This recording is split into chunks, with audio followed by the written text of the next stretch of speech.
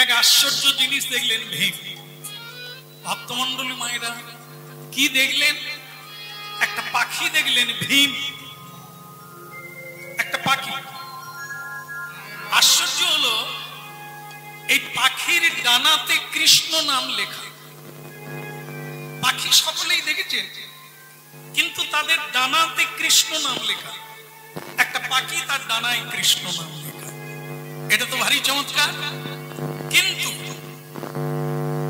ডানায় কৃষ্ণ নাম লেখা, কিন্তু সে নোংরায় বসে নোংরা খাচ্ছে।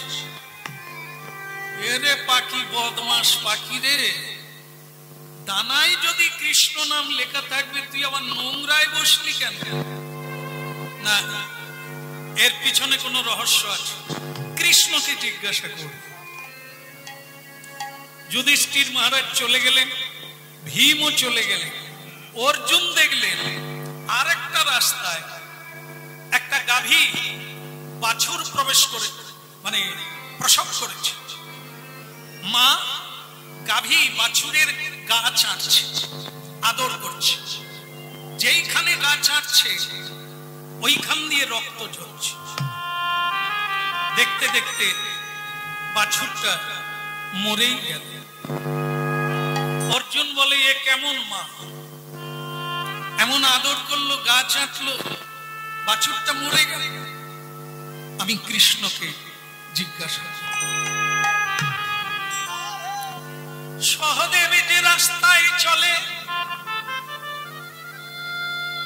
সেখানে দেখতে পেলে 6টা কুয়ো, 4টাতে জল আছে, 2টোতে নেই। সহদেব যে রাস্তায় যাচ্ছে 6টা কুয়ো খোলা আছে, 4টাতে জল আছে, 2টোতে নাই। সহদেব বলে, কেন হবে? যদি এক জায়গায় কুয়ো থাকে তাহলে 6টাতেই থাকবে, আর যদি না থাকে কোনোটায় থাকবে না, কিন্তু 4টায় আছে, 2টোয় নাই। কৃষ্ণকে জিজ্ঞাসা করো। নকুল, পঞ্চ পাণ্ডবের মধ্যে নকুল, সে যে পথে গেল সেই পথে দেখলো একটা পাহাড়। পাহাড়ের চূড়া থেকে সাবধান একটা পাথর গড়িয়ে পড়ছে প্রচন্ড বেগে। যত নিচের দিকে নামছে তার গতি বাড়ছে।